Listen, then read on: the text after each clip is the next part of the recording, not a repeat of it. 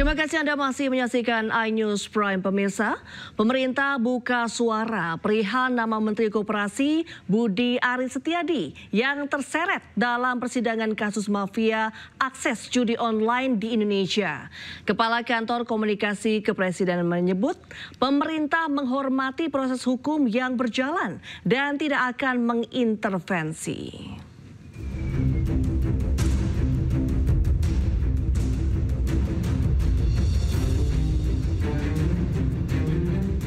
Nama Menteri Koperasi Budi Aris Setiadi muncul dalam surat dakwaan Jaksa Penuntut Umum di persidangan kasus judi online pegawai Kementerian Komunikasi dan Digital di Pengadilan Negeri Jakarta Selatan. Budi Ari diduga menerima sebesar 50% dari keseluruhan uang setoran ribuan pengelola situs judi online yang dijaga kementerian agar tidak diblokir. Menanggapi hal ini, Kepala Kantor Komunikasi Kepresidenan RI Hasan Nasbi menyebut pemerintah menghormati proses hukum yang tengah berjalan dan tidak akan mengintervensi. Publik diminta bersabar dan menanti putusan pengadilan yang sah. Pemerintah itu menghormati proses hukum, jadi biarkan saja proses hukum ini berjalan dan kita yakin proses hukum ini akan membuka semuanya dengan terang benderang. Jadi yang salah akan dibilang salah di situ, yang tidak bersalah juga jangan dipaksakan jadi salah kan. Yang tidak bersalah juga nanti tentu akan terbukti tidak bersalah.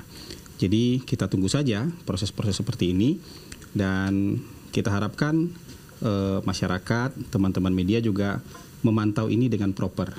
Jadi kita tunggu keputusan pengadilannya sehingga kita tidak mendahului keputusan pengadilan. Kasus judi online di Indonesia melibatkan 11 pegawai aktif Kementerian Komunikasi dan Digital. Sidang perdana perkara ini telah digelar pada Rabu 14 Mei 2025 lalu dengan agenda pembacaan dakwaan atas 4 terdakwa. Dalam kasus ini 4 orang masih dinyatakan buron dan dalam pengejaran pihak kepolisian. Tim Liputan iNews melaporkan. Sementara itu, Kejaksaan Agung menyebut apa yang ada di dalam dakwaan merupakan hasil dari penyidikan.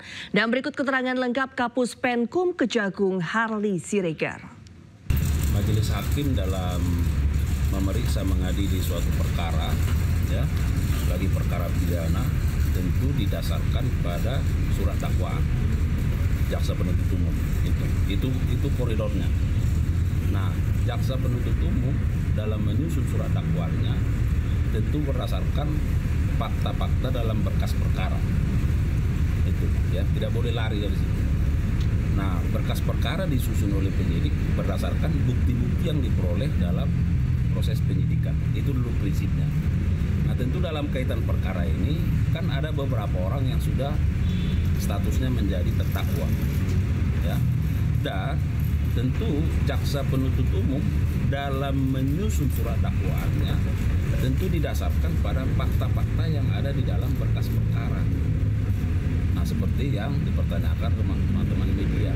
Nah, lalu seperti apa nanti? Maka kita lihat dalam proses persidangan ini, ya. Karena apa? Karena proses persidangan ini dilakukan adalah. Sebelumnya, mantan Menteri Komunikasi dan Informatika Budi Aris Setiadi telah diperiksa oleh Korps Pemberantasan Tindak Pidana Korupsi Polri di Bareskrim.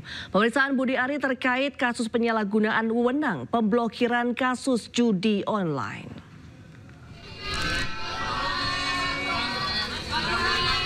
Pada Kamis 19 Desember 2024, Budi Ari pernah diperiksa Bareskrim Mabes Polri terkait judi online. Namun, ia enggan menjawab terkait berapa pertanyaan yang diajukan oleh penyidik kepadanya. Budi mengatakan ia wajib membantu polisi dalam pemberantasan kasus judi online di lingkungan Kementerian Komunikasi dan Digital.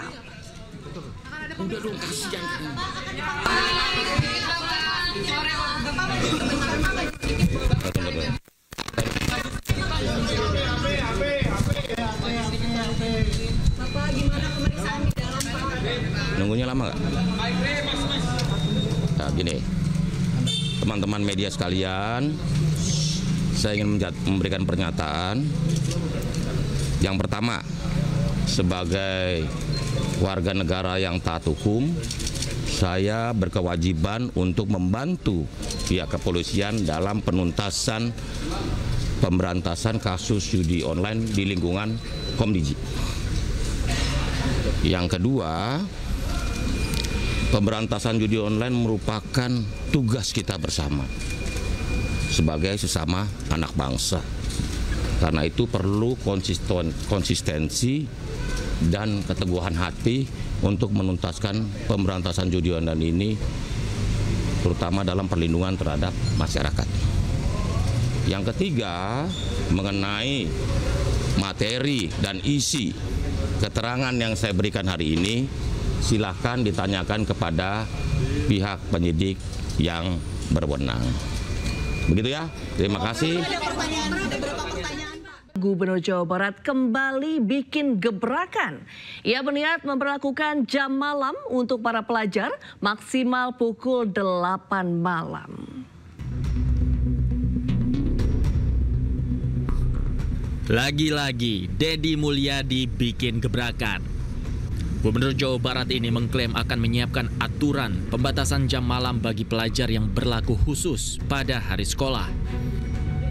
Alasan penerapan aturan jam malam ini karena bagian dari upaya pengawasan ketat terhadap potensi penyalahgunaan narkoba dan minuman keras.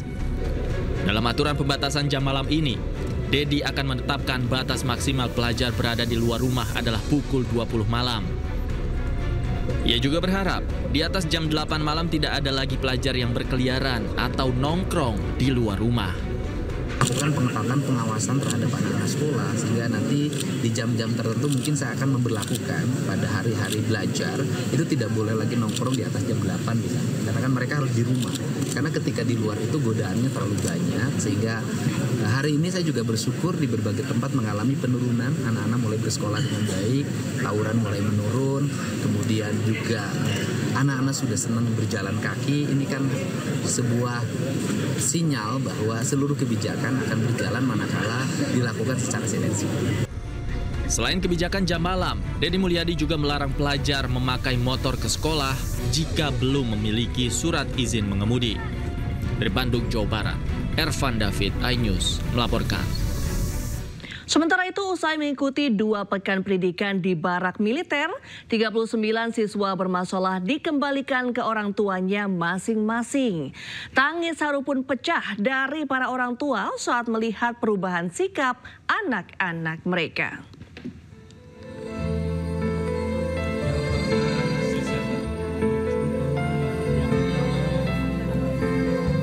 Pertemuan antara para orang tua dan siswa di barak militer Resimen Armet 1 Stirayuda, Kabupaten Purwakarta mengandung haru. Tangisan para orang tua tak terbendung melihat perubahan sikap anak-anak mereka.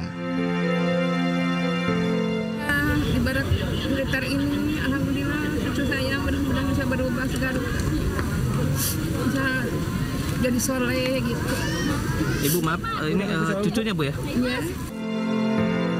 Sebelum dikembalikan kepada orang tua, anak-anak ini mengucapkan janji tidak akan mengulangi kenakalannya kembali. Saya lebih baik dari sebelumnya dan saya akan ibadah selalu. Itu kan mereka sudah dapat tulisan-tulisan dari diri mereka sendiri, ditulis di piagam. Tadi yang di piagam itu ada tulisan mereka sendiri, janji mereka terhadap dirinya, janji mereka terhadap lingkungannya, janji mereka terhadap sekolahnya, janji mereka terhadap orang tuanya. Nah, saat ini sudah hari ini kita pulang dulu ke rumah. Mereka walau bagaimanapun mereka itu adalah seorang anak yang harus terus berkangen-kangenan sama keluarganya. Selanjutnya 39 siswa ini bersama orang tuanya dibawa ke kantor Pemkab Purwakarta sebelum pulang ke rumahnya masing-masing. Kemudian setelah 2 pekan di rumah, para siswa akan kembali dikumpulkan untuk pengecekan perilaku mereka masing-masing. Dari Purwakarta, Jawa Barat, Irwan, iNews melaporkan. Menteri Dalam Negeri Tito Karnavian memuji Gubernur Jawa Barat Deddy Mulyadi bahwa Jabar berhasil mengendalikan harga barang dan jasa di daerahnya. Namun karena jumlah penduduk yang besar, Jabar juga menyumbang angka kemiskinan yang tinggi. Ya, menurut Tito, salah satu provinsi penyumbang angka kemiskinan tertinggi adalah Jawa Barat. Tito menambahkan meski pertumbuhan ekonomi di beberapa daerah yang ada di Jawa Barat cukup tinggi, namun tidak paralel dengan tingkat kemiskinannya.